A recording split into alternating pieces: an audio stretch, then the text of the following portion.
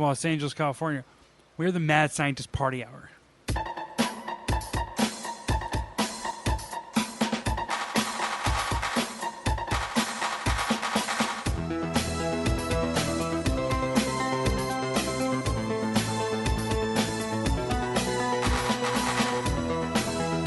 Oh, hello there, friends! Welcome back to another episode of Mad Scientist Party Hour. My name's Kevin Kraft, joined once again by a man who is nude from the waist down and is currently staring befuddled at his own boner. That's Geoff Clark. Hey, what's up, guys? And joining us from the magical land of colors and mystery, the bearded booger-eating butthole known as Shuddy Boy. Yo. Uh-oh, Shuddy's starting already. Did he cough into that brat? I'm not adding that to it. That was unintentional. Shuddy Boy has his Econo-sized volcano bag out. It's milky as fuck. Right now, it looks like one of those long pillows that lonely women sleep with. The body pillow. It's fucking husband's? Costco vape bag. Yeah, body pillow. I used to have one of those. I was thinking about buying another one because they were kind of cool. Well, now that we have Dragon Ball Queef going, we can get you one, like a body pillow that's shaped like an anime lady with big hooters. How much is that? More expensive than a regular body pillow? It would No, have let's to be, look. right? I mean, You Geoff can just get walking them up. custom purchased. No, they just Why sell can't we- them. Oh, Let's just get him. Let's just use some Patreon money. find me a and girlfriend. Get him a quality blow-up doll. It's the same thing as a body pillow. Okay, so I've got a couple anime Preferred worse ideas. body pillows pulled up here on Amazon. Kitagawa Marin body pillow. Oh yeah. You can get one of the girls from, what is this? Fucking Attack on Titan, or you can get a bikini gal. Anime bikini gal. Oh, these are fucking funny.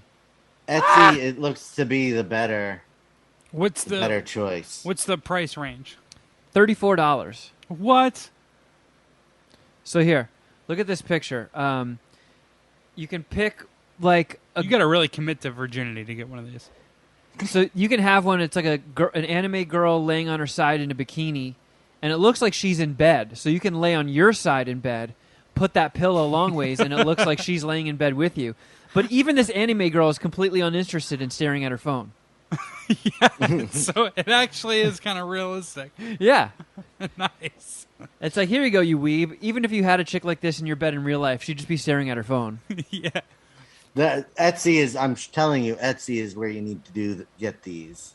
Okay, let's see. We're going to find you a woman today, Geoff. Wow, I'm This lucky. is our mission. I'm happy how they came here for this fucking podcast. Anime body pillow. Oh my god, the first autocomplete is anime body pillow uncensored. People are just like, no, my pillow has to have pussies on it. Bare breasts? Oh, well, okay, so this girl is in like skin tight stuff, and it looks like she's holding her butt cheeks. And you definitely see some, it's like that Mel Gibson clip, like, your pants are so tight I could see your pussy from behind. I didn't hear that. Was I'm that gonna is that Mel Gibson? Is that in the voicemails? here. Are you screen sharing, Shuddy? What are you I doing? don't know. I don't know how to do this because it is nudity, so it Oh. might not be good for YouTube. But I also don't want a picture of this on my phone. All right, well, text it to us and delete it. You know, you're I don't want Sharon to think I'm jerking off the anime porn. Do you know, supposedly, and I was hoping one of you guys can confirm this, but I think Apple and like one of their future phones, You can unsend in the next. Yeah, you can unsend. you the can new unsend text and iOS, edit text. Wait, what? Yeah, You'll be able to unsend and edit iMessages. to completely just like Oh, wow. revolutionize the drunk text game. You can say anything. Well, how long of a shot do you have? Like, what's the window here? Like, if I accidentally send like if I'm trying to send a dick pic and I send it to my grandma, I can instantly unsend it. But if she sees it, there's no point in unsending it then. The damage is done. Wait a minute. There is definitely, in that very specific case, there is definitely a point of unsending that. Yeah. Once my grandma already sees it? No, you don't want that on her phone forever. But if it, all right, so yeah. It's a bad example, bad analogy, but all right, I get you. That one specifically, you definitely want to unsend that one. Oh, wow. So the next time, Grandma, and you have a conversation, your dick isn't staring in her eyes. Yeah, and I don't know. Wait. I could just text Screw Flanders a whole bunch of times, so I don't know what the situation was with your grandparents, but I could tell my mom that no, that didn't happen. Grandpa's talking shit. You know what I mean? Or, like my grandma wouldn't even remember. It would, and if she doesn't have the documentation, well then, perfect. Everyone wins. All right, so that was a better example than the one I gave. Yeah, but the one you gave was so MSPH on brand, and I appreciate it. Thank you. What were we talking about? Did you see that text that Shuddy sent? Yeah. Oh, yeah. I mean, that's just... There's like a full exposed shaved pussy. Anime vagina. It's $37.60. It's on sale, though. A pillowcase. It is on sale. Oh, so you need the whole pillow? You need the pillow already. It's still not... that's some pretty good art. Oh, jeez.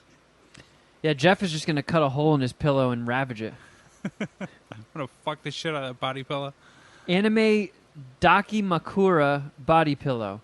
Waifu hugging pillowcase. What's waifu?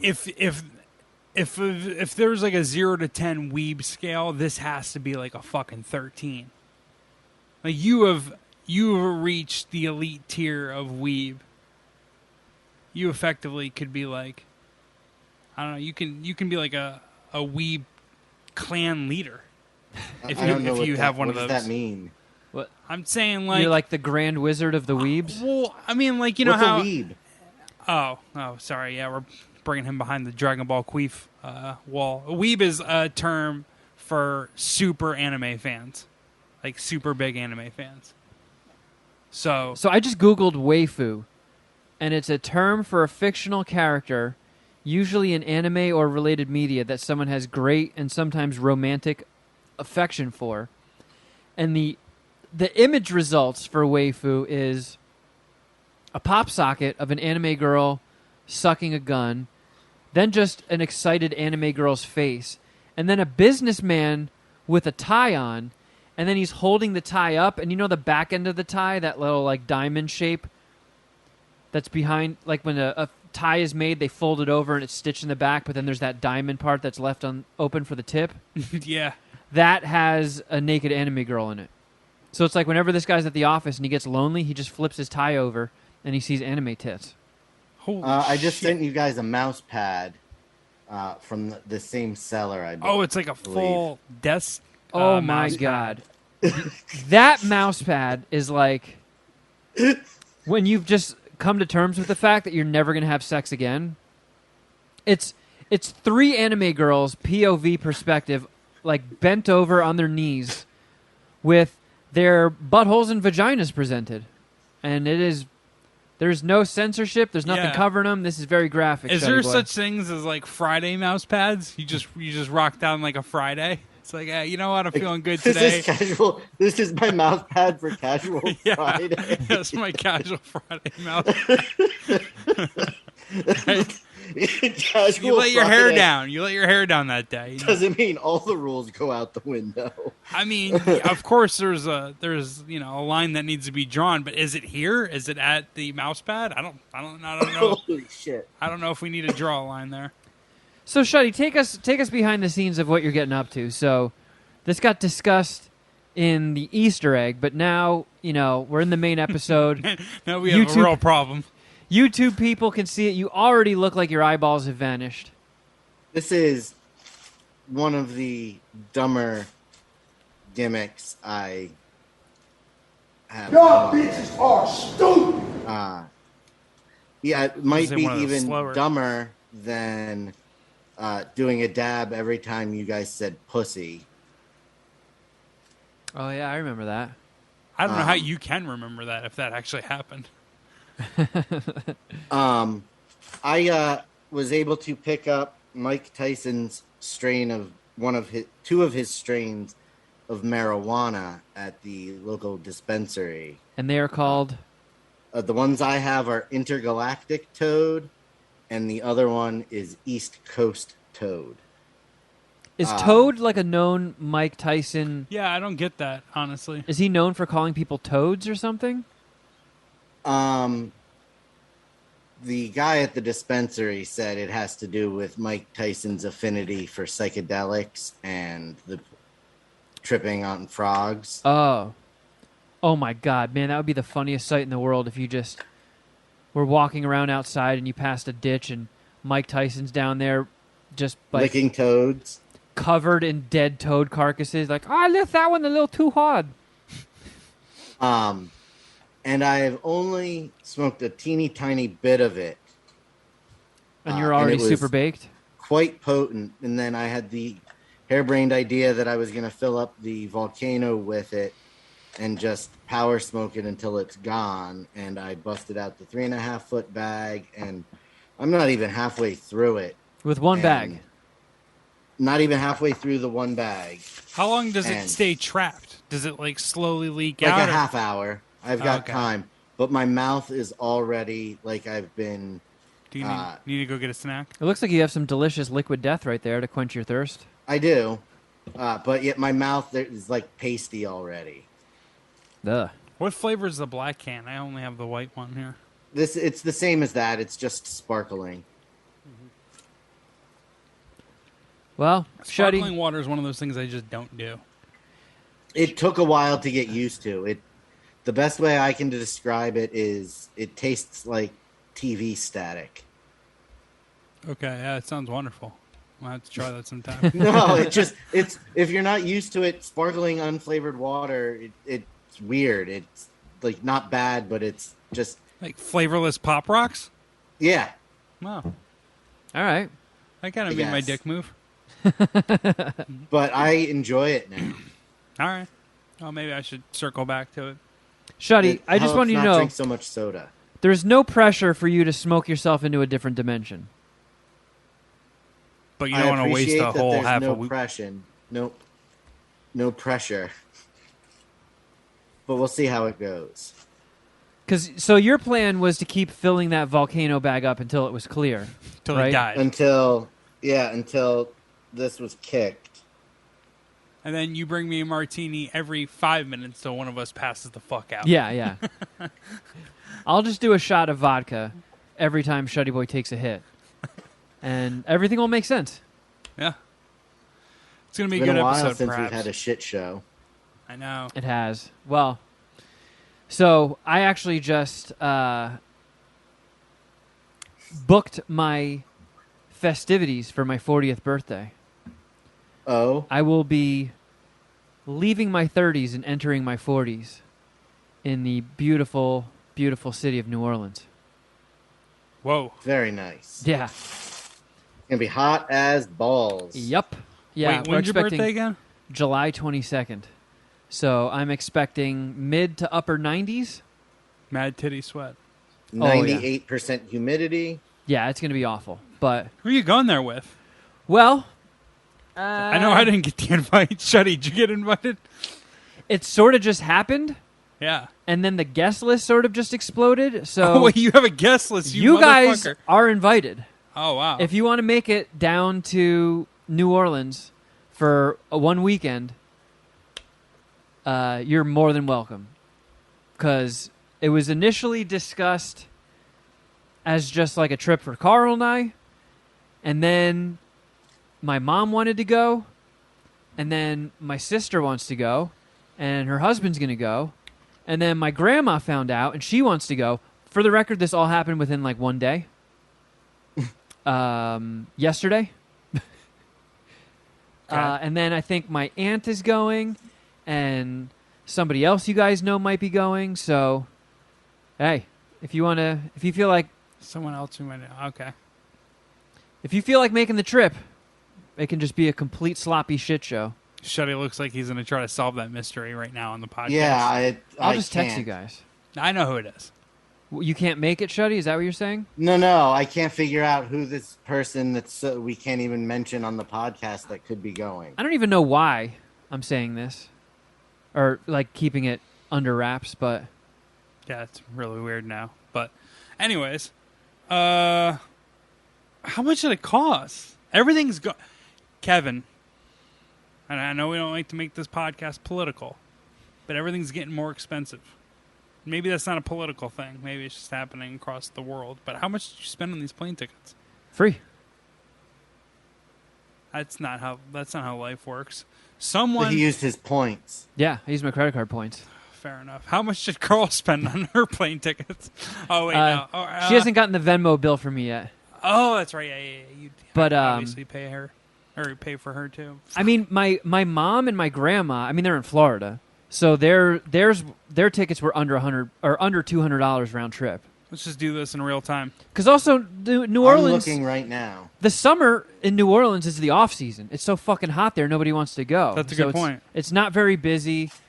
We got a big Airbnb, so it being split 6 ways is going to be super cheap every night. So, When's your birthday? July 22nd. July 20th. But yeah, you guys are more than welcome to come if you want. I'm flying there Thursday. I'm getting there like Thursday night around like 6, and then flying out Sunday. So it's not a long trip at all. I wanted to do something cool. I'm very bummed out about turning 40. So I think maybe if the plan was to just be in a city that I love, that I haven't been to in years, and drink my sorrows away. And now that my family's coming, it's very exciting. I get to go through this horrible moment in my life surrounded by loved ones who will also be inebriated. Are you bummed out about turning 40? Yeah. Yeah. It just sounds It just old. sucks. I know it isn't. I know 40's not old. So it But looks it kinda like is. the cheapest ticket would be around $500, $533. Minus 15% emissions. I don't know why they think I care about that. I don't know what that even means. Yeah, I don't even know what you're talking about. There's another option that's minus 28% emissions. Either way, whatever. So we're looking at 533 if I were to make it to your 40th birthday, which you're not even excited about. What's on the itinerary? Drinking. Right. I'm gonna Drinking drink and food. I want to go in all the cool, creepy little shops. I love going in like the little voodoo stores. Have you and Carl ever done New Orleans together? No, You haven't. Okay. I wanted to, and she really wanted to do Hawaii, so we just went to Hawaii. Oh, fair enough. So this is kind of like payback. A little bit. Well, Now we have to go, and It's it's your birthday, super too. hot. yeah, it makes it uncomfortable for you as possible. Bring on humidity. Honestly, it sounds very out of character for me, but when I'm in New Orleans, I mean, I've only been twice, but one of my favorite things to do there is to go to Frenchman Street and bar hop and just have like 2 beers in one bar, listen to their live jazz band, and then stumble out and go to a different bar and just listen to as much jazz music as I can. Why? What part of that is not like you? What I do you guess mean? jazz. What Yeah, area fair are you enough. staying in? Near Frenchman. So I don't know if it technically counts as the French Quarter. We don't have to book a fucking trip here on the podcast. I'm sure the people listening don't give a flying shit. Well, I mean, they do care about your 40th birthday, and I'm sure they're interested about that and what you're going to be doing in New Orleans. So, Well- obviously, we'll review it when the time comes. It could be a setup for an epic Kevin story because the last time I went to New Orleans, I went by myself. I blacked out, and when I woke up the next day, my pants were covered in mud. Yeah. And then my ex-girlfriend played a prank on me and had her aunt call me and said that I fucked her the night before and didn't wear a condom. Well, how did your ex know that? Know to do that? So my ex, who I dated in New York, was obsessed with New Orleans. Like, anytime she got time off, anytime she had extra money in her bank account, flew to New Orleans and would rage. And she loves it so much she moved there. So the last time I went, I hit her up. I'm like, hey, I'm in town. And I think she just happened to be back in New York, so we weren't there. So she knew I was in New Orleans, and she knew I blacked out. So then she had her aunt call me and just put this whole thing on. Like, hey, she had like a really raspy voice, so she's like, hey, you remember me from last night? Oh, no. And I was like, who is it? She's like, oh, don't play games with me. What, you fuck me and then you don't remember me? And I was like, I swear to God, I have no idea what's going on right now. And she just let it keep going. And it just kept spiraling and spiraling. And then I heard giggling in the background. I'm like, wait a second. I'm being pranked. I figured it out. And then she chimed in. She's like, yep, yeah, it's this is my aunt. Man. You didn't fuck anybody last night. Well, not that I know of. But yeah, it was bad. I went to... So Tully from the Ella know show. About this? Know that she's part of a redemption trip? No, the waking up with mud all over your pants. Yeah, I told her. Yeah. Okay. Tully, one of his close friends, moved to New Orleans years ago and became a bartender.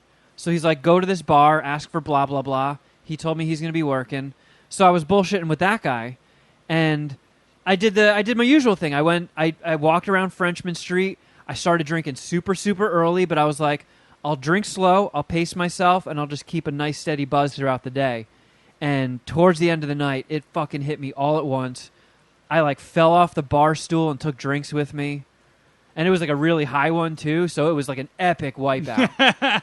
And like, I felt like such an ass clown too, because I'm like, oh man, this is fucking Tully's homie. And I'm just like, hey, I'm friends with Tully. And then I proceeded to get blacked out drunk, fell off the bar, took drinks with me.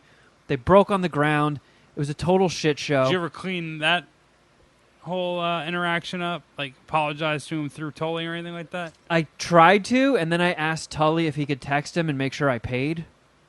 Because I teleported from the bar to my bed the next day. Yeah. So I'm like, oh, man, and I didn't even have, like, a real adult with me. Did you start a tab, though? I don't know. But apparently, Tully texted me back, and he was like, he said you're good. All right, fair enough. Yeah. Not have to ask any more questions. And that was so I only went for a long weekend because I was like, you know what? I love New Orleans. I can't convince anybody to go with me. What I'm going to do is I'm going to bring my laptop and I'm going to do some writing. I'm just going to go from bar to bar, do a little bit of writing. And then that was my last night. I went to Frenchman Street, drank my face off, ended up at this bar, blacked out, and then woke up in the morning with one of the worst hangovers I've ever had in my life. Like extreme pounding, painful headache. The most upset stomach I've ever had. I pooped all over the place. I mean, in the toilet, but you know what I mean. And then, you know, I had to check out of the hotel, and then I had all this time before my flight took off. So I'm just standing there with all my luggage, hung over like a fucking dog, on the verge of puking and pooping and headache, and it was bad news. So I need my redemption. I'm going back for round 2, and I don't like my chances. My alcohol tolerance has only gotten worse. But you're going to be around Carl and loved ones. Yeah, and my 85-year-old grandma. Yeah, whose tolerance can't be better than yours. So I mean, it is. Oh, okay. Yeah, she can. Well, she just can try drink. to keep up with grandma, but you know, maybe drink one less. Yeah. Grandma -1. So that all just got locked in yesterday, and it came out of nowhere. It was an idea of like that would be a cool thing to do for my 40th, and I'm very wishy-washy, and Carl is very like, there's an idea, let's fucking get this done. So before I knew it, flight was booked, Airbnb was booked, and then my whole family's like, oh yeah, we're gonna go too. I was like, oh, all right, are they let's fucking driving? do this. No, they're flying.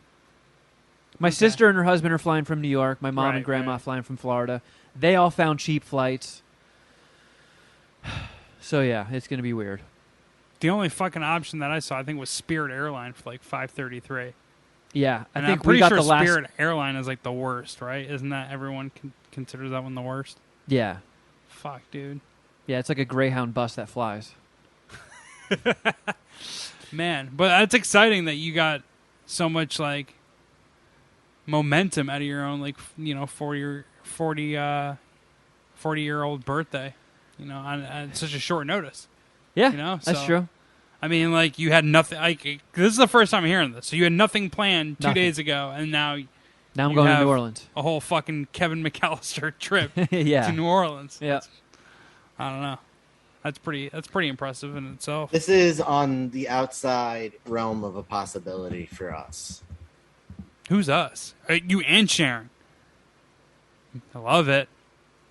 But what was with that very gentle nod you did? Are you just high, or are you trying to like not send signals? Well, if you say No, yes, no, Sharon, no, then it's going to summon her. Really high. I'm thinking of how we can make it work, and how I can make it work with work when 2 weeks after that is mine and Dom's toy hunt trip to Ohio. Well, we know you can't touch that, so You and Dom are going to Ohio I'm rooting for for the toys. hot dog. So there used let me get to comfortable be for this. a He-Man convention called PowerCon. that was in San Francisco. Power Bottom Con. And But this San year, Francisco said it was too PowerCon gay, is so they just moved it to Ohio. PowerCon has now turned into just a general toy convention, and they moved it to Columbus. So are you and Dom driving or flying? We're driving. It's only 7 hours. It's going to be like fucking Detroit Rock City. I know. So we're driving to Columbus. We've got an Airbnb, and we're going to be there. And we got all weekend passes. I honestly can't believe that the three of us here, and we could lump Dom in too, the four of us, Nah, have actually had sex before. It's wild. it feels like I haven't. Half of us even have children. Hey, Shotty Boy, could you send us that, send me that link again for that pillow? Yeah, for the Makushu body pillow. What are they called? And you know what? The Wagyu? Give me the link for that mouse pad, too, with the 3 buttholes. Friday mouse pad. Might turn into a Monday through Friday mouse pad. Wow. We're adults. I can't fucking believe this. Shuddy has other adults under him, actually. Yeah, you have a second generation of adults. Yeah. Yeah. What do they think about this? Do they ever bully you for this shit? Yeah, do your children ever call you a pussy and give you wedgies? No. They're not that old yet, huh? They begrudgingly humor me on some weekends we hang out and let me drag them to toy stores in the area. Well, you went to Primus, so. Oh, come on. Can your dad please go to a toy store? What a bizarro world you live in. Do you think you could beat your sons in a boxing match? Yes. One-on-one or at the same time? It could be a solid Ellis Mania fight. A Miller handicap match? Shuddy and Sons. Is it an Ellis Mania fight or a new hipster band? There's no way you could take them. Wait, how old are they? 20, almost 24 and 19. No, come on. The only You're 40, homie. You have to have like more confidence in the kids, the boys, men that you've raised now. They can't both beat you up. Like, come on. I would put them on an athleticism scale with Kevin. Okay, yeah, you could probably beat them up. But that still has to be beneath you, right? They're closer to their athletic prime. Like, when's the last time you did but something they're not athletic? athletic at all. They both basically the high school we went to had so many kids that during gym class there were several different options of what you could do. They were in the walk the track crowd. Oh wow! Oh wow! It was so populated that they segregated the groups by skill and strength. No, you had. So we did old have a school. choice. You played, Like, and if you can sucked, play you got field hockey, bullied. You can play basketball. You can walk the track. Whatever you want to do. Oh, yeah. All right.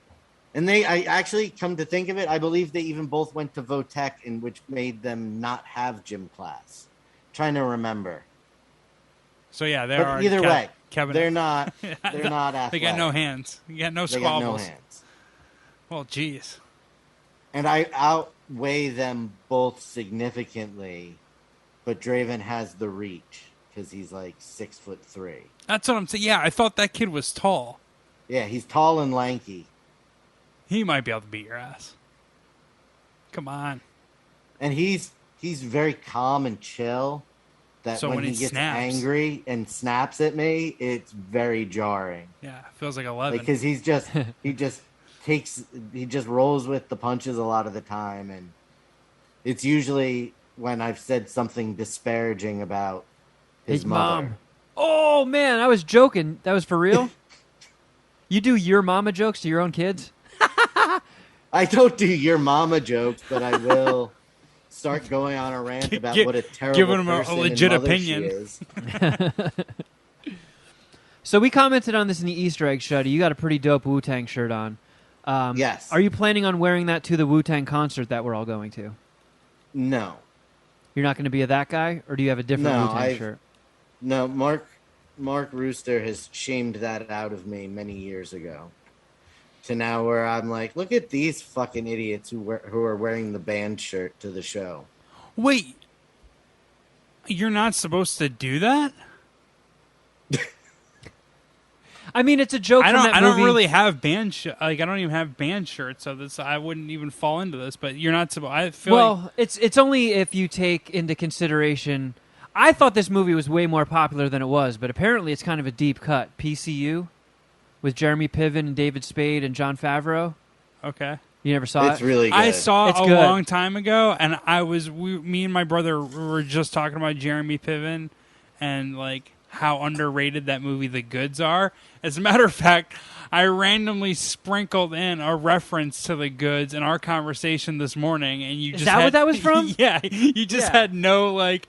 You had I don't know. There was no reason why I threw it out. I was just so happened to be talking about that movie. I was just like, this is clearly from a movie that I've probably seen, but yeah, but I just texted. I texted Kevin. I don't know. I don't even remember what we were talking about, but I was just texting. Oh shit! I guess I got a gargle. That's just like one of the lines that's in The Goods with Jeremy Piven. But in PCU, they're talking about going to like a P-Funk concert, I think. yeah, And one of the guys has a P-Funk shirt on. He's like, "Oh, come on, you're wearing a P-Funk shirt to a P-Funk concert? Don't be that guy." Parliament and Funkadelic. Yeah. So they're like, I remember so all if this. you go to a Metallica show and you're wearing a Metallica shirt, you're technically a that guy.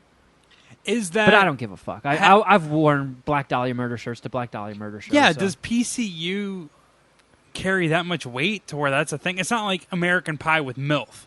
Like after American Pie, I think introduced MILF. MILF just like it's just a thing. It's just like it's Part of in the Merriam-Webster's dictionary. Yes. You know, it exists. Yeah. I don't know that this is an actual rule. I've never heard of it. It seems like a stupid one because also like I don't know. Like I'm not the type of guy for obvious reasons that would like go to a fucking concert, maybe an outdoor concert with a tank top, a wife beater, with the plan of buying a T-shirt there. But like someone who might do that, right? Buy like a T-shirt at the concert, yeah. and throw Well- that on. Like what?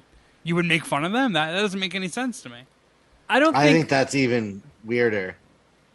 What? Although I have seen people do it, they clearly just bought a shirt at the merch booth and threw it on. Right. But like most of the time, see, some of the concerts I've been to, I've spotted a shirt and been like, "Oh, that's a tight shirt. I'm totally buying that when the show's over." And then when the band's on like their last song or they're done, I walk over to the merch booth and it's sold out. So since I've missed out on stuff that I really wanted, I will now buy the shirt and like stuff it in my pocket and leave it dangling out like a towel, or throw it over my shoulder or something. And I'll keep the merch that I buy at a show with me for the rest of it. But like I've never been to a hip hop show before, so I don't know what their merch situation is like. I only have one Wu-Tang shirt, so I wouldn't mind getting more. Yeah, I think the only merch shirt that I purchased was like Lollapalooza 2011 or maybe 2009. I went to two of them. But I don't really buy, because it is like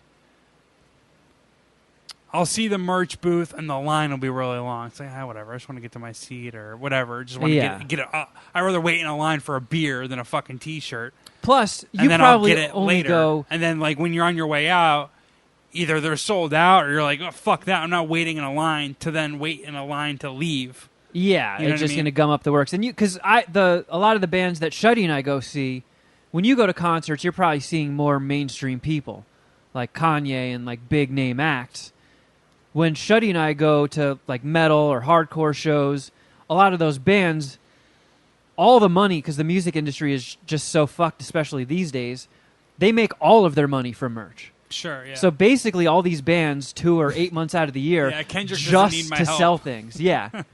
So Wu-Tang doesn't need us to buy their merch. And also, like, anytime I've gone to Ozzy, Guns N' Roses, any of those big name acts, their fucking shirts are like $60 for a short sleeve. Oh, shit. It's like, you fucking guys don't need this. You don't need to be gouging like this. And Wu-Tang is like one of the few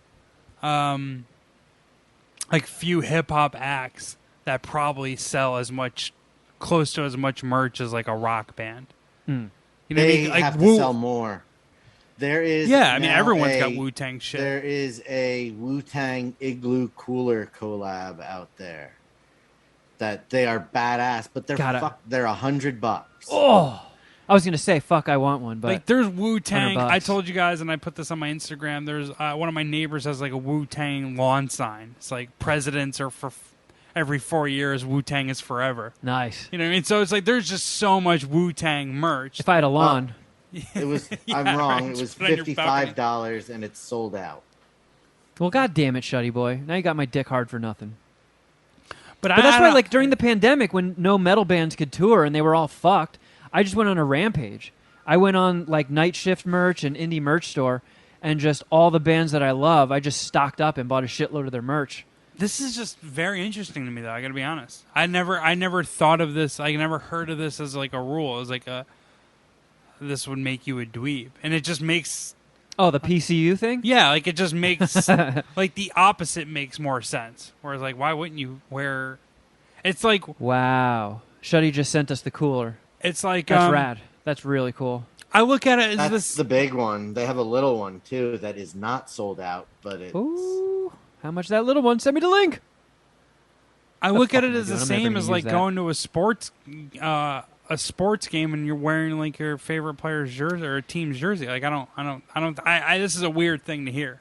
Honestly, it's probably not a big... Because, like, I think it might have even been during the Letterbox D game, looking at somebody's... All right, let me look up David Spade right now and just see just how far down PCU is on his list. Because it's not as popular a movie as I thought it was. Was he like the dweeb in there? Like Yeah, he was like- the TA like in Road Trip. Yeah, he was like the square conservative, what's it called? Like frat member. Yeah, okay. So he was like trying to take down like the party guys. Was Jeremy Piven balding in that movie? I Yes. forget. Wow. So PCU on David Spade's Letterbox D. Do is lose count? Yeah, I can't even do the counting thing, but it's below Dickie Roberts, former child star, A Very Brady sequel, the Chris Farley documentary. I haven't even seen that. Number 42. Only 6.8 thousand people have marked it watched on the app. And shockingly, Black Sheep is really low on his too. Dude, whatever. It's beat a dead horse with sometimes that whole Letterbox D stuff is just fucking random to me. Bill, my brother, got on there because he wants to track all the movies he's seen, and like wants it like an actual number because he's seen a fuck ton of movies. Oh, right yeah. now he's at 1,800 through I think 1970. Oh, fuck. He's working backwards oh, wow. though. Oh, okay. So like he's getting towards the end. I'm 2 movies away from having 2,500 movies seen. Okay. So yeah, I mean he was saying like once you get past like the 70s, then it's it's much easier. Like yeah, he's got Alfred Hitchcock's whole cinematography or filmography, but there's not a ton of movies Yeah. pre-1970 that he's seen in comparison. So it'd probably be somewhere. You said yours is 2,500. Yeah. It'll probably be somewhere along those lines as well. So, But this is speaking of 42? movies... You have to have the premium subscription to find out how many movies you've watched. I don't know. I don't think so. I can't imagine my brother paid for it. Maybe he did. I think it's only like $8 a year or something You pay dirt for cheap it? like that. Yeah. Yeah. Because then you get your stats and stuff, which I think is kind of cool and fun to track. You have another movie that you added there recently, right? Or have you not? A couple. Have you not I got finished the reviews on there yet? I got some movies to review. I know you do on the podcast. Have you uploaded them to Letterboxd yet? What, like typed out reviews? Yeah. What are you talking or about? just put your score in the app yet? Do you, after you were done watching the movie, like I watched Hustle. We both saw Hustle this weekend. Yeah. We're about to review that. Have you already scored that and put that on your Letterboxd? Yes. Okay, gotcha. I score, because like if you do it right, if you go to mark a movie as watched and you log it, then it keeps like a history. So you can scroll back through and see when the last time you watched a certain movie, what movie you watched on a certain day. So if you're like a huge movie nerd like me and Bill, that's a fun feature to take advantage of. But yeah, I did watch Hustle. What other I movies watched it on you the see? exercise bike. What, this weekend? Yeah, go through those first. You said you saw a couple things, right? Or no? Oh, well, yeah. I mean, I rewatched Billy Madison and Big last night. What? That's awesome. What sparked that, though? Carl had never seen Billy Madison What? or Happy Gilmore. And I was like, all right, well, then we should start at the beginning. Because we watched, okay, this is going to be for Patreon, but I watched a movie that was so fucked up. It's one of the most fucked up movies I've ever seen. Did you watch it with Carl? Yeah, and it was so fucked up, we had to turn it off Broke up with you? and put something lighthearted on. Because it was... she canceled the New Orleans trip. That's how fucking terrible this movie was. It was to the point where she was watching it through her hands. She's like, okay, after one thing happened, she was like, we got to turn this off. I can't do this. Okay. So- but we're going to talk about it in Patreon? Yes, if you're looking for a horror movie that is so unbelievably fucked up, it's from last year, and it came with a warning, like a disclaimer before you watched it. I still got to watch And I was like, oh, get the fuck out of here. And then once the violence started, I was like, oh, they definitely needed that disclaimer. That was a very good idea. So I still got to watch that Keanu Reeves threesome horror movie. That sounds like the scariest movie ever. yeah, that is pretty fucked up. Oh, my God. So, Shuddy, don't say the name of the movie because I want to make this a surprise for Patreon. But Mark Rooster just watched it today, and his review is too extreme for me. Is he more of a okay. pansy than you or less of? Or I don't have to... It doesn't have to be so negative, but you get what I'm saying. Honestly, I don't know. All right. But judging by his review, I could handle this movie. This is probably at the limit of what I could handle in a movie. So, But as got far as something stuff to we're review reviewing, Patreon. Yeah. What else do you have? well, nothing. As far as new movies, I did go to the theater by myself and watch the new Cronenberg movie, Crimes of the Future.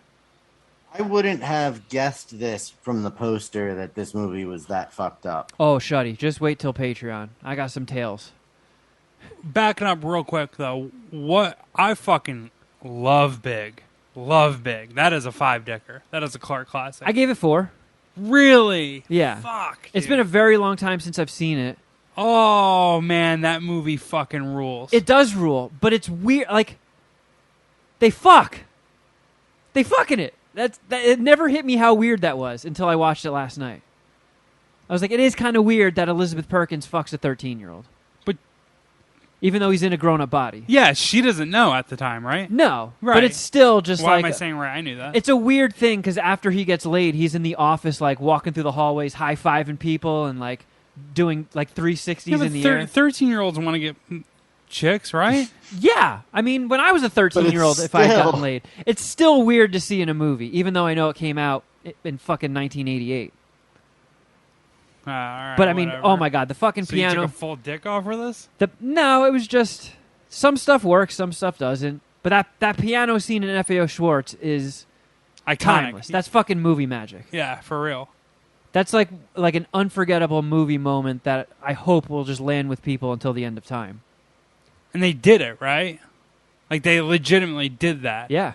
Fuck, that is sick. Yeah, and the part where he shows up for the company party in that goofy white tux and eats the baby corn like it's Dude, real corn. I love that movie. I fucking love that movie. I would eat the fucking baby corn just like that guy. I feel I'm still to this day I would be out of place in that type of party. And just like the little nuance stuff they do in Big, like when he gets his first paycheck and he's like flipping out that he's getting $180. Yeah. And then they go to cash it and she's like, so how do you want this? And then they huddle for like a minute, and she's like, what are these idiots doing? And then she comes back. She's like, okay, I want 3 dimes, a $100 bill, and 80 ones. And then she starts counting, and they're like, 1, 2, 3, 4, 5, 6, 7, 8, 9, 10, 11, 12. Like that thing you used to do when you were a kid, and every time you hit like a new degree of 10, you would say it louder. Yeah. Like just the little stuff like that they nailed perfectly in that movie. But I fucking love that movie, and I think I probably the last time I saw it was probably not longer than 5 years ago. So it's not like something I need to rewatch and to refresh my score. Like it's a 5-dicker for me. All right, what did Carl think of that and or Billy Madison? So Billy Madison is probably I watched Happy Gilmore last year. 5-dicker. Billy Madison wasn't as funny as I remember it, if I'm being honest. So these are movies that I haven't seen more than Armageddon, but it's fucking close. Like I've seen Billy Madison and Happy Gilmore so many times. Me too. In my head, it's like it's a 5-dicker, and I can't even I won't even move on it. That's what I thought. I was like, you're gonna fucking love Billy Madison. It's the funniest shit in the world, and like it starts strong. How about you, when Sideburns? You want some of the smoke? When he's in the pool and he's like, Sean can lotion, tee hee hee. Like that got a huge laugh. And I was like, all right, we're off to the races. I know how we're the fucking movie start. goes. Where does it lose you? There's some jokes that just thud so hard. Huh. Like some stuff is just like, man, you really didn't need to. Like the part when he just dances to George Michael down the stairs. And then it just ends. Random. It's like, what was that? Yeah. That has. There's no more place in stuff the like movie. that in Billy Madison than I remembered. All right, fair enough. But that being said, I still was laughing my ass off through the whole thing, and it was awesome. It just wasn't a 5-dicker.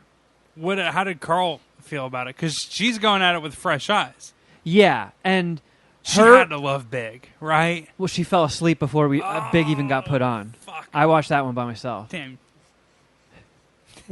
How long after Carl? Because I went to bed. She was like, all right, what movie do you want to put on next? And I was like, I just pulled out Big, and I'm like, this has been. I have like a section next to my TV where I put like my Blu-rays that are on my to watch list, and Big has been there for so long. I was just like, you know what? If it's my choice, I want to watch Big. And she was like, what is it with you and watching movies where grown men behave like children? And I was like, that's not what I do. oh, you do kind of have my number there. That's not what I do.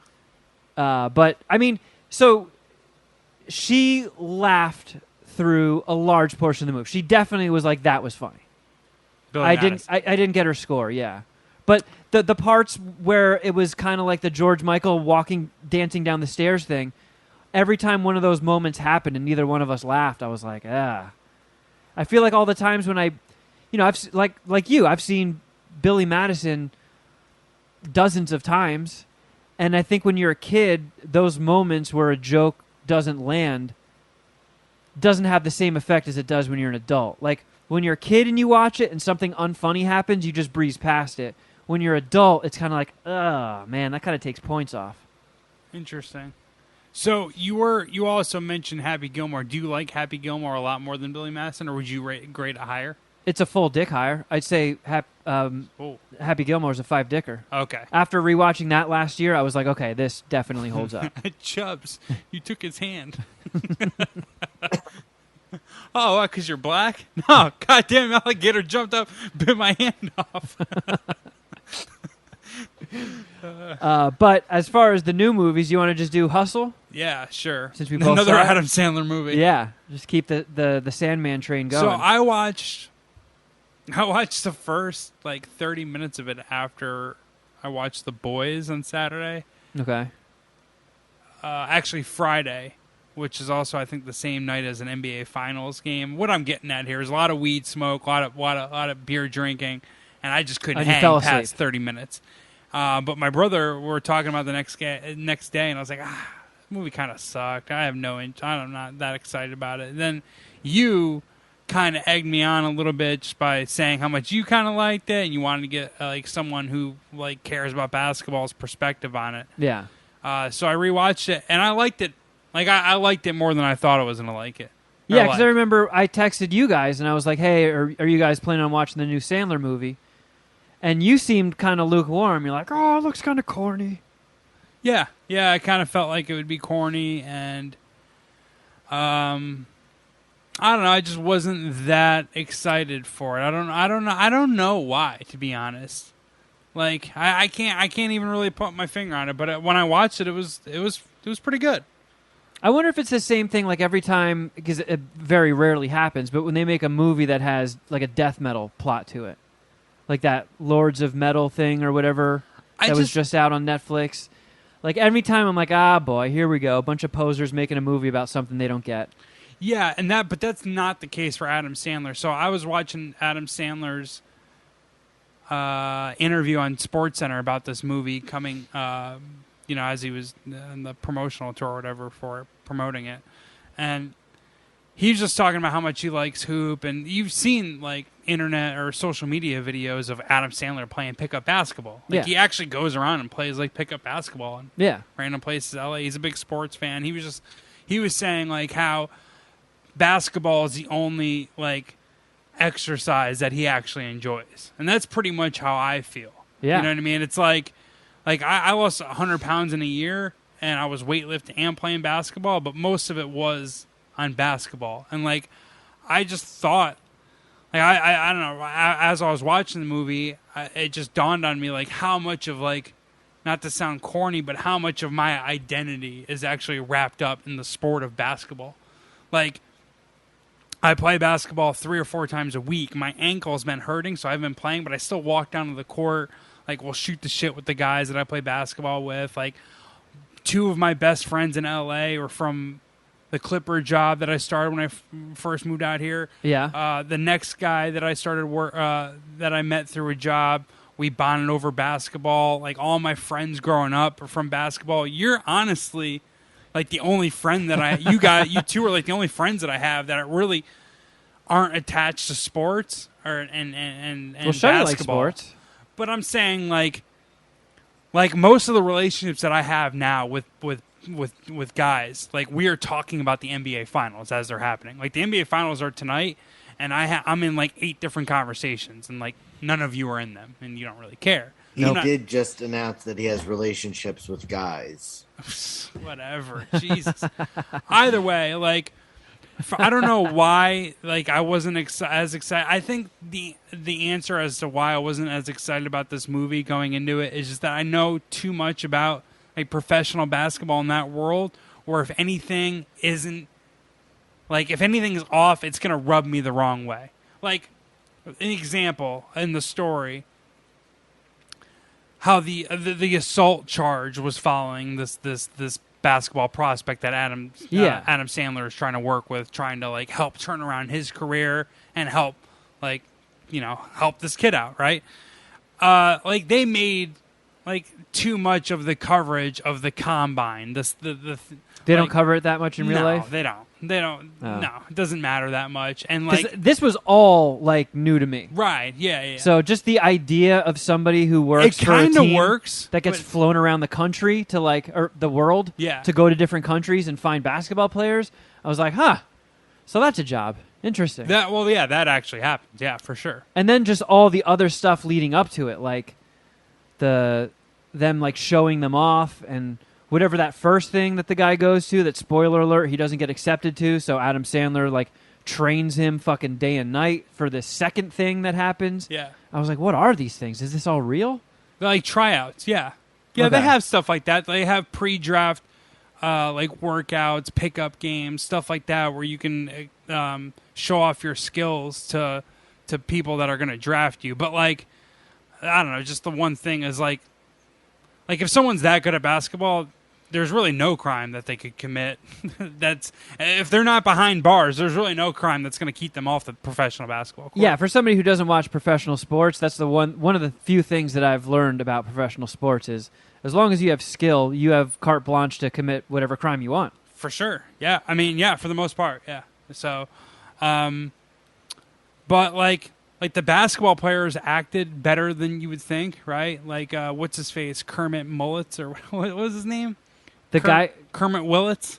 I just remember that his first name was Kermit, and he was the bad guy of the movie. Yeah, he was the bad guy. He was like the shit-talking dude that was trying to ruffle him up. He actually did a pretty good job. Anthony Edwards, his name is. He's a basketball player from the Minnesota Timberwolves. He actually acted pretty well, and he's like everyone loves that kid's personality. He's like so it was a real stretch for him to be that much of a douchebag? Because he was a massive douchebag. He pulled it off really well. Like, that's what I'm saying. He actually pulled it off really well, but he has like a really good reputation in the league. It's only his second year, but like most people like him. Like, you know what I mean? Yeah. But I don't know. I'm not gonna lie. When I saw the name Anthony Edwards in the opening credits, I thought it was gonna be the guy from Top Gun, Goose, Revenge of the Nerds. Yeah. No, it's Anthony Edwards. I was like, basketball oh player. fuck yeah! I'm stoked to see him in a movie again. And then the movie, and I'm like, where the fuck was Gilbert?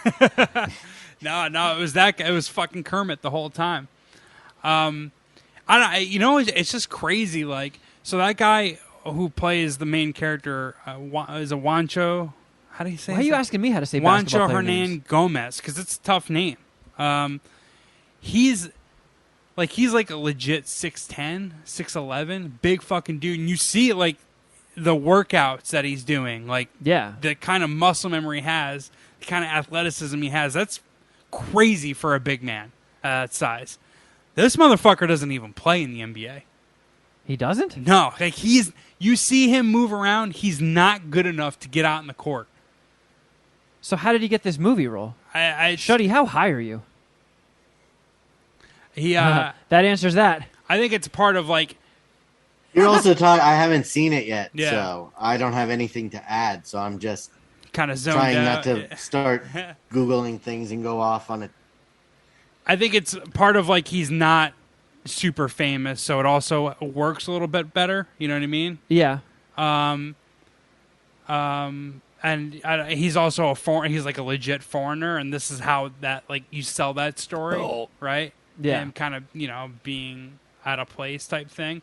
But yeah, The one thing that I thought, so like, obviously I'm not catching all these cameos that they're throwing out in there. Right. I'm like, all right, I'm guessing that guy's a basketball player. Yeah. But they started setting this thing up. So Adam Sandler in the movie is married to Queen Latifah, and they have a daughter, and she's like wants to go to film school and be a filmmaker. And when Adam Sandler's having this guy show off his skills, he brings his daughter in to film it. And you can tell she's like making eyes at him and like flirting with him a little bit. And then one time when the dude comes over their house for dinner, she just like full on just lays it on the table and like hits on him. And I'm like, oh no. Oh, please don't make this a plot point in the movie where this guy's going to like fuck Adam Sandler's daughter. I was like, she was way too young. That's right? Exactly. That's why I'm like, oh God, don't go there. Don't do this. But it was kind of like that was like the Lethal Weapon thing. Remember when Murtaugh brings Riggs over for his family dinner at first, and his high school daughter is all into Riggs, and same type of thing. I don't know. The way they were setting it up really seemed like they were going to go there, because I knew they had to at some point. Because I did like the relationship between Sandler and that basketball player. It was like a buddy movie. Yeah, it was pretty good. But I knew, because like any movie like that, you have to drive a wedge between those two characters at some point, create drama, and then bring them back together. And I was like, oh, don't do it by fucking Sandler's daughter. Please don't do this. Yeah, there wasn't a lot of drama that like caused a huge wedge. Yeah. Honestly. Like, I actually thought that I think the focus of the script was pretty good. The story was pretty good. It didn't like take any unnecessary turns. Yeah, I put this like I don't think it's as good, but I put this in the same category as Rush, where they took a subject that I couldn't give a flying fuck about and did like deep dive into the minute details of it, and I was still fascinated and held my attention through the whole thing. That's actually a movie that I watched last night too. After Rush, after Hustle, yeah, I threw that on as like a going to sleep movie. It fucking movie rules. So, what's your final score on Hustle? How many Adam Sandler basketball dicks? I give it like a 3.5. Wow, I gave it a 4.25. Man, you really liked it, huh? Yeah, I thought it was fucking awesome. I was like, for a subject that I like, basketball, who fucking cares? But I was like wide-eyed staring through the whole movie. I thought it was like, great. I got every reference, obviously. Like, there's no one who showed up who I didn't understand. It's crazy the shot that they took at the Philadelphia 76ers. Like, it's fucking kind of crazy because the ownership, you know, like the fractured ownership group where you have the shithead son that takes over for the beloved owner, that effectively happened in Philadelphia. Oh, really? Yeah, like that's kind of some of the problem with the team that they're still dealing with. Oh, shit. And the fact that they effectively, like it is dramatized a little bit and they change it up, but it is very similar stories, honestly, where it's like this dude, Brian Colangelo, took over the Philadelphia 76ers when his father either retired or died, Jerry Colangelo, and like made a fucking mockery of it. And even a more embarrassing way than this dude on this movie did, actually. No shit. Yeah, like he was doing such a bad job that everyone on Twitter is clowning him, but him and his wife made burner accounts to like argue with people on Twitter. Oh shit! And like this big publication figured it out and like blew it up, and then he ended up like quitting or being fired, and it was just he like resigned. Resigned. That's what you know what I'm talking about, though, right? Yeah, it man, turned that's like that guy. This big Philadelphia sports story. That politician did that, but he forgot to sign into his burner account, and he was still in his own verified Twitter account and tweeted out like, "As a gay black man, I think things were way better under Trump," and it was like, why is this white guy tweeting that? Yeah. It was a very similar like situation on how they like he fucked up with his burner account. So it was crazy they took a swipe at that. Also, the guy who the reason that I got hacked on Twitter, that guy was in the movie. Really? Yeah, one of the old guys, Peter Vesey, who he was in like one of the montages. He's not someone that would stand out to you, but he's the one who sent me the child rape petition that I had to sign. He wasn't the old white guy with the long hair in the bleachers, was it? No. That was like another, like that was the most not the most, but one of the most random cameos. All that guy he's like an NBA super fan who he's like stupid rich. I think he's like a Los Angeles realtor.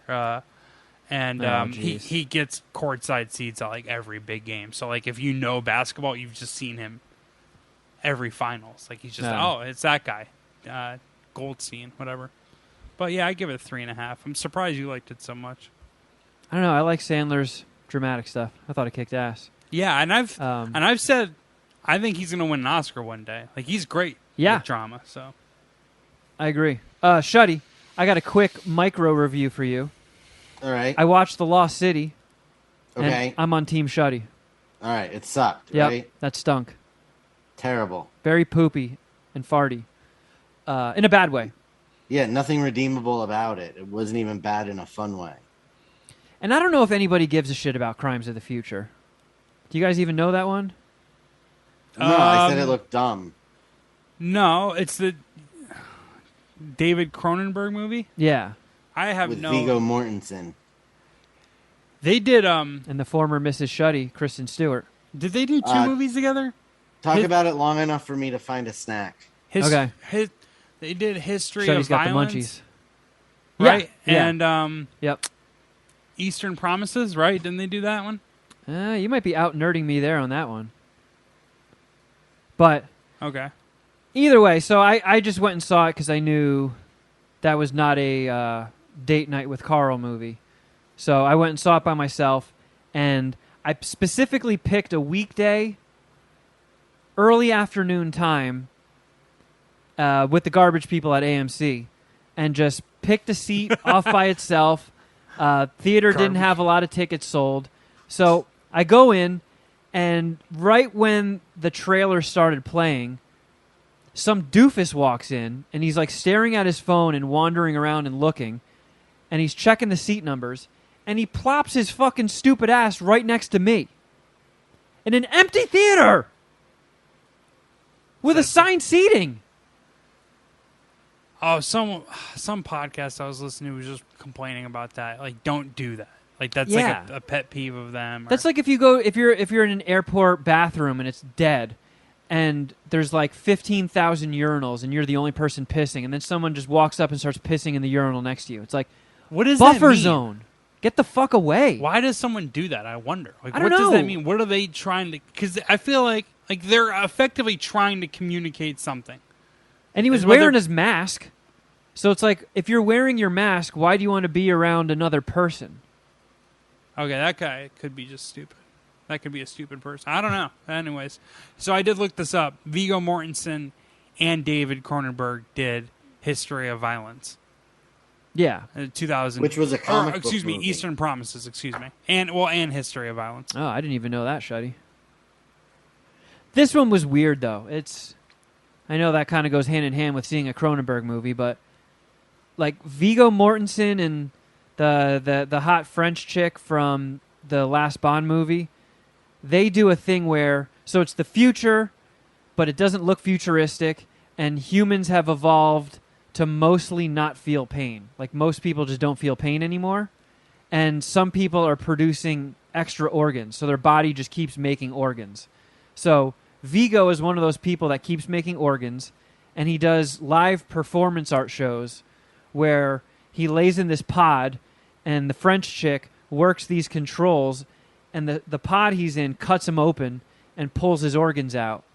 And then people are like, they like golf clap, like, ooh. And it just, none of the movie makes that much sense. I'm sure it's one of those things where you really have to think about it, bro.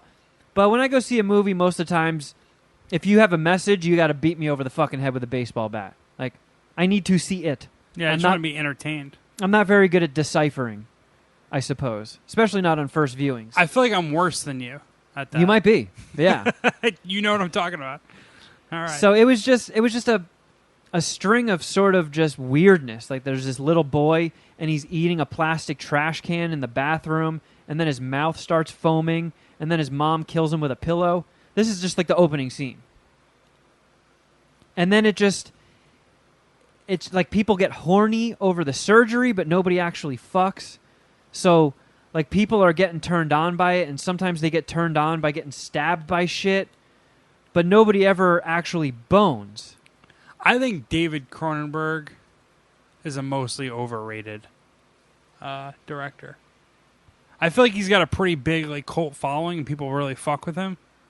But I don't know. I can't really rattle off a bunch of movies that David Cronenberg that I really like. I mean, I like his stuff, but this one was kind of a miss. I started picking it up in the middle. I was like, okay, I think it's finally starting to click, and I'm grasping what's happening here. And then when it ended, I was like, oh, nope, it's all out the window. Just ends out of nowhere, makes no sense. And honestly, I was kind of expecting going into it because they said they showed it at Cannes and people were walking out of it and people were outraged at how disgusting it was. And I don't know.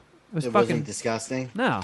I mean, there's surgery stuff. They show people getting cut open in their organs, but I feel like that's nothing new. Especially for body horror stuff. They showed one guy who had ears attached to him all over his body and his mouth and eyes were sewn shut, and he does like some goofy little silly interpreted dance. Wasn't all that shocked by that. Do you think Carl would have liked this? No. You would hate it. I know. I mean, David Cronenberg, I gave History of Violence is all right. And Eastern Promises, for that matter, was all right. But I don't even know the other movies that I've seen from him. But You've never seen The Fly? Like I've seen parts of his other movies enough to where it's like I just don't fuck with this guy's vibe. Really, kind of. I'm just not fucking with this dude. Yeah, fair enough. But yeah, I've Crimes of the Future is like 2.75 dicks. I didn't get it. It's still a higher score than your review would suggest, but fair enough. Yeah, I guess I did just harp on all the negatives. I did kind of like some stuff that I saw. It did have creepy, gross moments. Was there any nudity? Yeah, oh yeah. Well, lots. That's pretty sweet, right? Lots of boobs, vaginas. Make of that what you will. I mean, Shuddy, did you just get I'm more interested in watching it now, I'll tell you that. a body pillow in the mail? You just got a package. No, it's sunglasses. Oh. I thought it was going to be something excited. It looked like you were presenting it. No, I mean it's a a blind box of sunglasses from Knockaround. So they're for blind people? No, it was 4 mystery pairs of sunglasses for $50. This is not going your way, huh? Nope, Yeah. this is not. I thought there would be a little bit more. I mean, if you pull out a pair of like gigantic Elton John sunglasses, that would be a pretty funny troll job on their behalf. No, they all seem normal. Oh, Damn. hey, do you guys want to hear a promo that Deep Voice Mike made for Crafter Geoff Shuddy Edition? Oops. Just started playing. Yeah, I mean, I'm down for that. All right. Yeah, let's do it. Shuddy, you do your fashion show, and we'll listen to Deep Voice Mike. The guys are back for Season 2 of Crafter Geoff Shuddy Edition. Join Snack Galifianakis, Snack Morris, and the snack sommelier himself, the Dragon Jeff Clark, for hot takes She's got a giraffe neck and no personality whatsoever. and thought-provoking commentary. Like, you can't be that retarded and come up with delicious recipes. And they haven't even gotten to the food yet. They are back to win, and the stakes are higher. I'm hesitant about seafood. Tofu is an absolute fucking no-go. The competition is intense, You're in California, smoke some weed and chill the fuck out. and the food chub score more refined.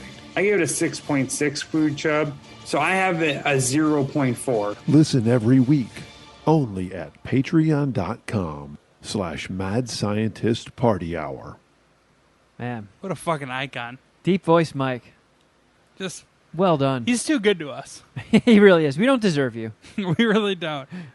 Just probably the best of Pooh Team 6, if we're being real. Yeah. No. This is a little disappointing. Not Mike. That was amazing. What's disappointing? Just you're 3 different black on black pairs of sunglasses. Like you're Shuddy 3 out of unboxing. 4. Maybe You're not that's what so the mystery is. You're not so stoked on the Shuddy unboxing? And then I literally have this pair already. Well, it's nice to have doubles sometimes. Actually, they might be a different frame. Well, there you go, Shuddy. Did you see anything? Yes. But what was it? I mean, I watched Everything Everywhere All at Once again and still really, really loved it. I'm trying to think. There was something else I thought. God damn it. I mean, there's been a Nope. lot of geeky TV shit, too. I mean, The Boys is back. I'm watching The Boys. Really enjoy that. Yeah, The Boys is awesome. That's just firing on all cylinders. Yeah, hasn't been a dip yet in any of the seasons. I feel like The Boys could be one of the most violent TV shows ever. Yeah. Like, so many people just pop like zits and shoot blood and guts all over the place. The thing is, well, yeah, TV shows, when you filter it that way, you're probably right. The thing is, it's like easier to deal with because it's not like torture. It's not like long drawn out. It's just like a Yeah. quick, like, what the fuck? That guy's guts is everywhere. Yeah. It's like, it's like, I don't know, it's jarring, but only for a split second. And you're like, It's not like in Game of Thrones when the Mountain punched all the Viper's teeth out in one punch and then gouged his eyeballs out and used the yeah. the tension in his thumbed eyeball holes to split his skull in half. Yeah, there's no torture. It's just like a lot of instant death. It's just Yeah. like, well, at least they didn't have to. Yeah, at least they weren't tortured through that death. But no, like, I'm a little confused on where Shuddy is in comparison to us. So I don't want to do spoilers. I shouldn't be spoiling it anyways because some people might not even be on to give me the a 4th second. season right now. But I like Homelander is one of the better villains in recent TV memory. Like, Yeah, he and does it so well. Like, I hate him, but I do not want him to go anywhere. Yeah, he's out of his fucking mind this season. Yeah, it's fucking awesome. Like, he's more unhinged than ever, which is great because, man, that actor is perfect. yeah. I've Perfect, pretty bro. much finished episode 3. And, So like, I haven't seen episode 4 yet. Okay. the turn that the Homelander, the character, takes is so necessary, so predictable, but it had to happen. Yeah. And it's like I felt like the first couple seasons it wasn't going to happen, and that honestly would have ended up frustrating me. Like, it's getting to the point where he's turning at the perfect time, but it was kind of always like, are you really going to let Gus Fring have the drop on you the whole fucking time? Like, dude, what? You're you're Homelander. So it's starting to, I don't know, he's starting to become an even better villain, essentially. And it's seemingly less beatable, but I mean, they're trying, so I'm interested. It's one of those things where it feels like they've had it turned up to 10 for a while, and then an episode will end, and it's somehow like the stakes are elevated and the tension's higher than it was before, and it's like, Jesus Christ, where is this all heading to? The AOC character, I know that was last season, like that reveal, that whole thing. Yeah. That's legit genius. Like, that to me takes the story in another way. Yeah. You know? Like, I was like, oh, fuck yeah, that is cool. Like, when the revelation with that character happened, I was like, holy shit. So, like, that series really has no misses. Yeah. And I'm not even like, what's it, Benny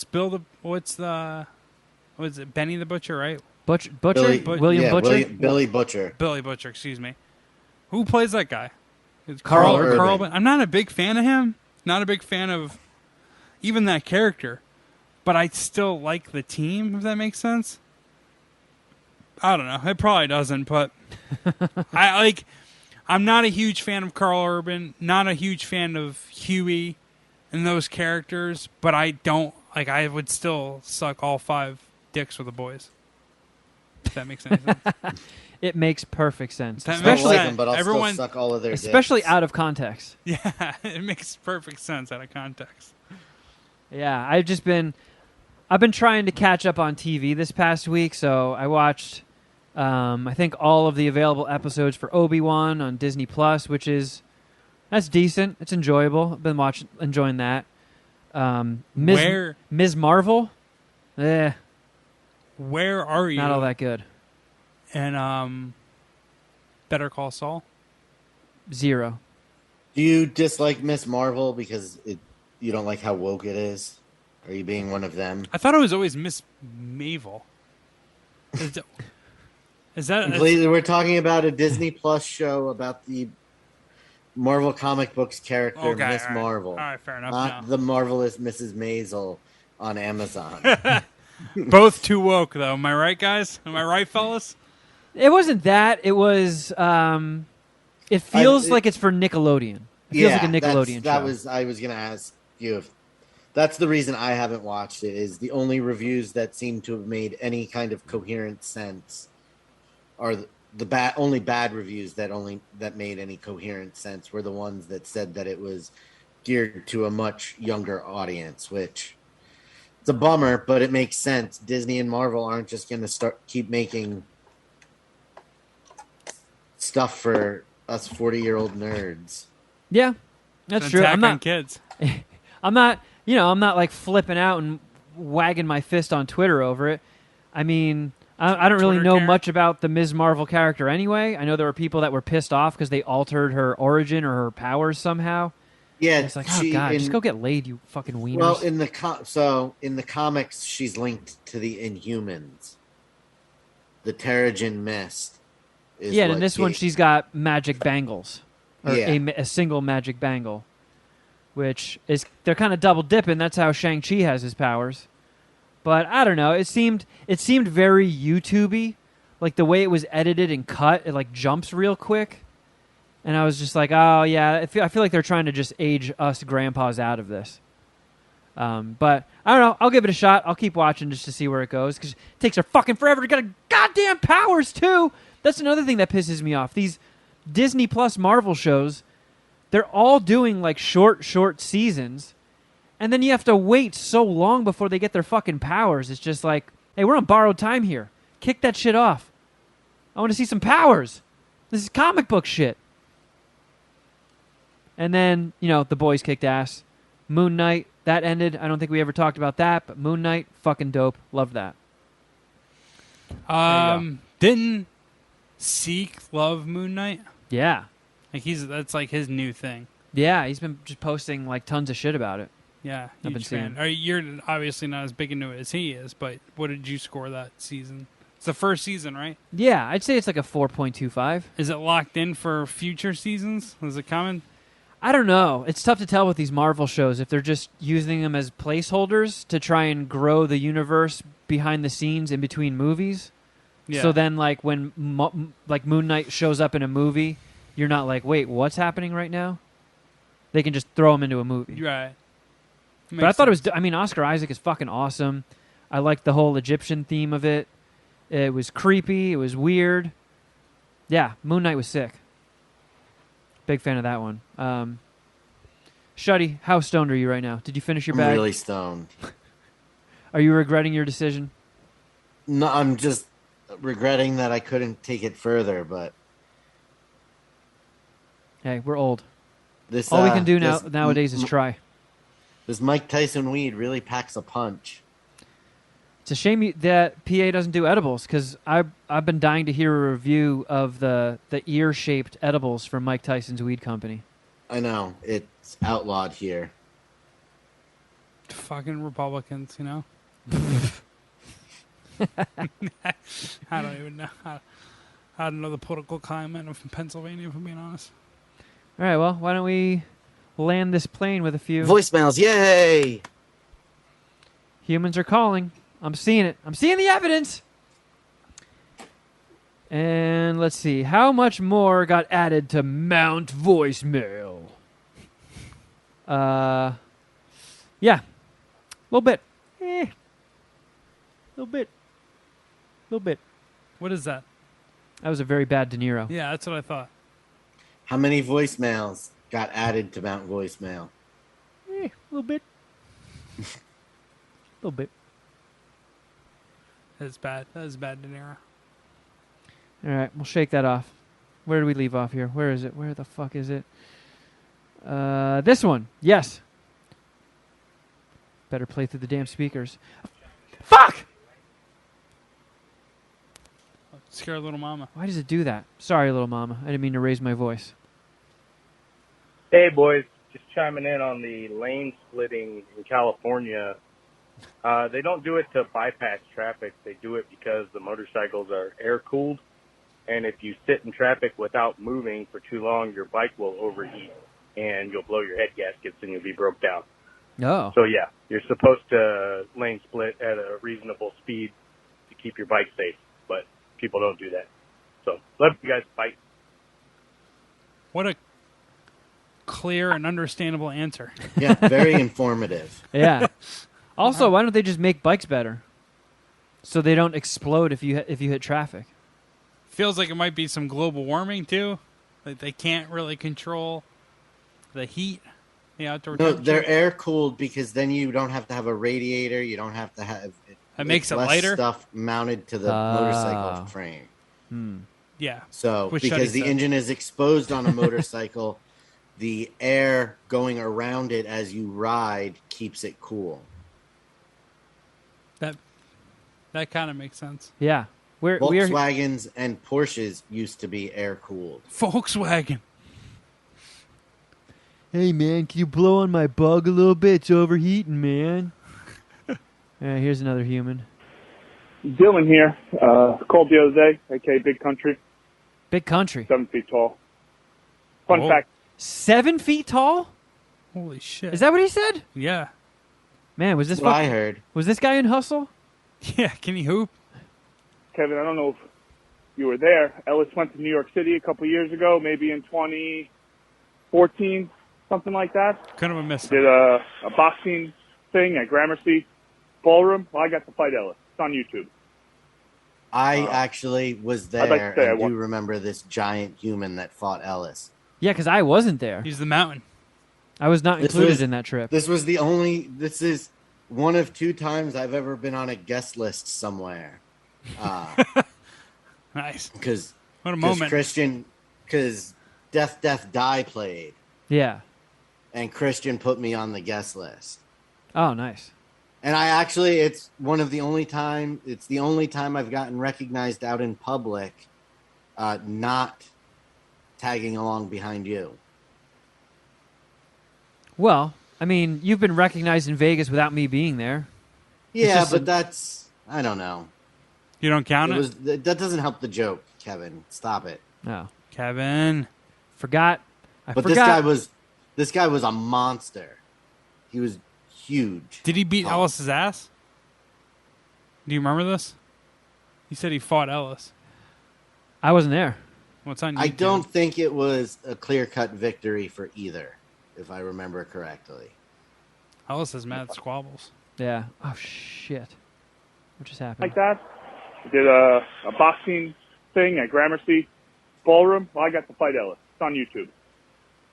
All right, take it I'd easy. like to say I won the fight. But anyways, I got a random brain question again. This one's kind of specifically designated for Geoff. I'm very curious to hear his answer. Other two, you guys can obviously feel free to chime in with your own answers. Bullshit. But Geoff,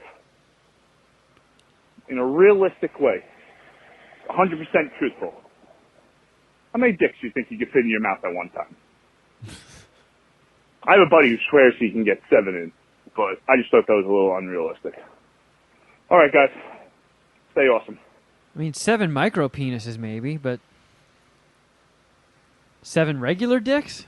That's a lot of dicks. Also, how would they all squish together so 7 dicks could be pressed together to go into a mouth? Yeah, like they'd have to be cut off the bodies, right? Yeah. It's almost like 7 dildos, essentially. Yeah, you'd have to go to Jeffrey Dahmer's house and get him out of the pickle jar. I think the most I could do is like 2. Oh, I think you could fit more dicks in your mouth than that. Don't sell yourself If I short. try harder. I squeeze them in there? Maybe. I mean, maybe you're right. No, I mean, like... Yeah, it's tough because you can't take the dick off the body, but how many... Like, girls only put, like, 2 in their mouth at the same time. In porno, yeah. Yeah. Unless one guy just has like a 3-foot dick and he stands behind one of the other guys Yeah. and presses it up against his taint and just lines it up. Yeah, exactly. It doesn't... I can't see anyone really getting more than 2 dicks. Your friend, 7... He must reattach his jaw or something. I don't know what's going on there. Yeah, your friend sounds like a real blowhard. Yeah. I don't know. Yeah. Was he at the Pride Festival? Yeah, I don't know. I can't go further than 2. No way. I wouldn't be able to look at myself the same either. I mean, So I I'm like to not gonna go further pat than myself 2. on the back, but I don't know. 2 or 3, maybe. 7, your friend's just showing off. I feel like your friend... Were there 7 guys in the room when he said that? Because he might have been trying to tell you something. I can take all 7 of you. Yeah. Dare me. Bring it on. Call my bluff. It's not gay. It's a challenge.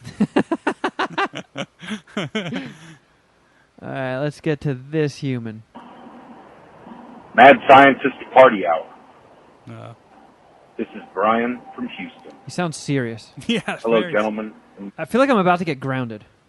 Much love. I'm calling to inform you that said I am much love. now a member of the Puminati Extreme Elite. Oh, fuck yeah. And as such, I felt that I should start to really give back in addition to my monthly contribution and to my support of you gentlemen and your fine venture by sharing with you and the Puminati across the galaxy some experiences that I have had over the years with either shitting myself or farting impressively or pissing my pants. Come to the right place. Hashtag me poo. So I have high hopes that this will be an incredibly entertaining venture and very mutually beneficial for all involved. So, more to come, gentlemen. Oh. I love your podcast. I listen to your shit. Thought we were every going to get day. one. And, yeah, see you soon. We're gonna forget this guy no. by the time we listen to his next voicemail. I know. I thought he was going to hit us with a fucking fun farting, pissing, shitting his pants story. To be honest, I did get the vibe that he was more teasing us or providing like a future, like a trailer of future events. because it just he wasn't pacing the voicemail well enough. It was like for him, I don't know. I was waiting for him to get cut off. Yeah, exactly. I didn't expect him to be able to turn it around and give us a shit story on the first voicemail. Yeah. But or fart or piss, which is what's in store for this guy in future voicemails, apparently. So I'm excited for that. I know that nice young lady has been saying she wants to call in with her shitting her pants story, and I say go for it. Don't wait for us to get through Mount Voicemail. Just leave it now, and then we'll get to it when we get to it. Yeah. Right? Yeah, we'll cover your shit when She said she can't find the voicemail number, so maybe. And I've been trying to kind of keep that on the down low a little bit to to slow the flow, kind of put up like a little dam in our voicemails, but it's not working. Got so many. So many. Okay, let's do one more. Hey guys, sorry about that. I'm working near the water, and my town's located near the border, so sometimes I get disconnected here and there. What? Just calling today. Just wanted to ask Kevin if he'd ever read the comic Stray Dogs. Pretty cool. Stray I think it came out Dogs. a couple years ago. It's about I won't ruin the whole thing for you, but it's about a murderer who kills people and takes their dogs, and they kind of put the What is this guy from Boston or something? pieces together, and I don't know, it's a five comic series. I highly recommend you listen to it. Or read it. They're pretty cool. They have a lot of covers too. I don't know if you collect variants or not, but they have some that are like the Evil Dead cover, but instead. Oh yeah, I've seen these in the shop before, but I've never picked it up. I like to do like little movie throwback posters Of Ash, or it's like covers. a dog getting pulled into the ground. They have a Friday the 13th cover, Silence of the Lambs. I don't know, pretty much every horror movie you can think of. They've made different covers for this. They're pretty cool. You get carried away trying to find all the odd ones that you would never see anywhere. But yeah, I don't know. There's like a Crypt Keeper one that's pretty neat and stuff too. They can go for quite a fortune, but that man you can get your farted. hands on even just the original 1 to 5. Really cool to read. So yeah, check that out. That's it. I feel like he trolled us with that last one. I feel like he didn't fart because he didn't actually address it. That's true. Like I think it was something happened. I don't know, maybe like a car noise. He's driving or something. Maybe he should've. For today, last time I called, I had a little poop emergency. Oh. Yeah. Well, you just heard me shit my pants.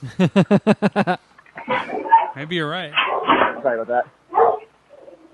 Oh man, it's like Shuddy's house. Yeah, so last time I had that emergency, and I was listening to Jason Ellis, and he was saying that this is the place to come when you want to talk about poops, and I agree, he does talk about that stuff, but I think the place to go is the Mad Science Party Hour if you want to talk about poop, right?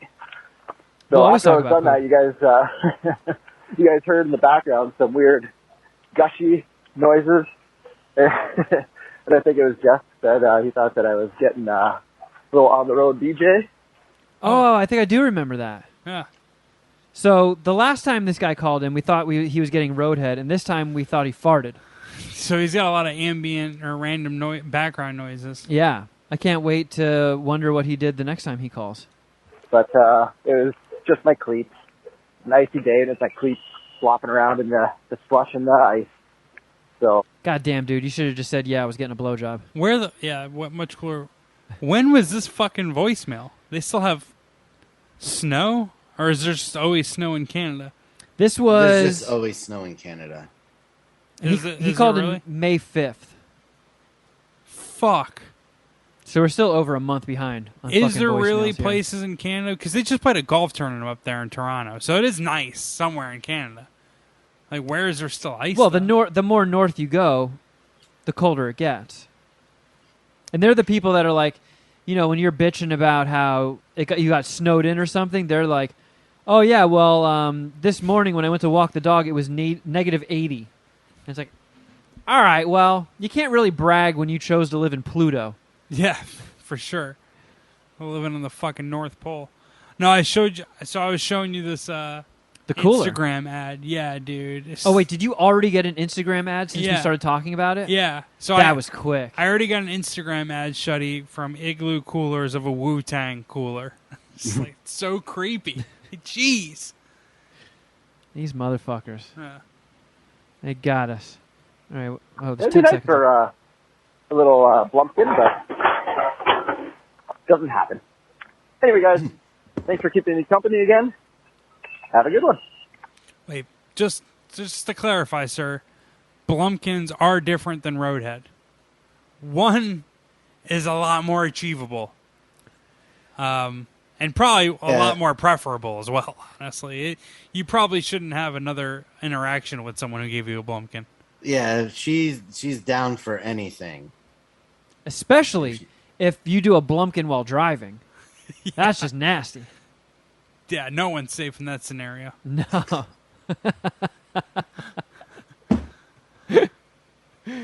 Oh, man. All right, well. Stick a fork in us. We're done, man. I think we did some good work here. Thank you all for listening. If you need more MSPH in your life and you want to hear this fucked up movie that I have to talk about, join us on patreon.com/Mad Scientist Party Hour. We do a little bonus episode every week that goes up there, plus Crafter Geoff, and then on the $10 tier is all of our individual contributions and shows that go up regularly. Tons and tons of stuff. If you feel like you missed out, don't worry. When you sign up, you get access to the entire catalog. So there is a world of content waiting for you at patreon.com/Mad Scientist Party Hour. And also, you should probably check your credit card, because sometimes we lose people because their credit cards expire and they don't update them. So if you think that we're just being lazy and not putting out Patreon content, not the case, man. Not the case. Yeah, we've kept our regular prices. No pooflation, right? No pooflation here. Huh. We're eating all of those costs ourselves. Yeah. And not passing them on to the consumer, which is you. Yeah. Look at that. Ethical podcasters. Who would have thunk it? Don't wait a second. Also, there's an MSPH wrestling event that people can tune into on Twitch this weekend, right? That's right. Yeah. I almost forgot because I'm not going to be there. But yeah. Yeah, Kevin doesn't give a shit. He's not going to be here. I think he cares. It just slipped his mind. I care, and I'll fucking be there. Yeah, Twitch. Shuddy will be there. Twitch.tv/DomV311. MSPH Wrestling 12, Father's Day Melee. 8 p.m. on Saturday. Yep. If there's any better way to spend your Father's Day Eve, it's MSPH Wrestling. Can you hit the button? Because there is actually breaking news. Oh, okay. So we do have some fights that we're going to be revealing on the Patreon show. But this is we're going to do it on Patreon. Sorry. I thought that was what you texted. I thought that was just a conversation between us. And then Geoff brought it up, so I got ready to do it right now. Oh, well, I just wanted to shout out because, they MSPH listeners and fans could still watch the Twitch stream, just bringing them up to date. Yeah. Putting them up to date. And that's 8 p.m. Eastern? Yes, 8 p.m. Eastern. Okay. Check that out, twitch.tv/DomV311. And you can also follow us on Instagram. I'm at Kevin Kraft. At Shuddy Boy. At Geoff Records. And at MSPH Podcast on both Twitter and Instagram. You can also shoot your emails to madscientistpartyhour@gmail.com. And you can watch these episodes on youtube.com/Mad Scientist Party Hour. And we haven't plugged it in a while, but you should get some Shitto. Shitto hot sauce. OHSHITO.com. Shitto. I don't know if the code Puminati still works at checkout, but give it a shot. Might save you 10%. Could still be I think active. it still does. I don't know why it wouldn't work. Yeah. I'll text Kwame to go get us some more promo love if not. Shuddy, you got any dates you got to promote? Nope, nothing to promote. All right. There you have it, friends. Thank you for listening, but until next time, something!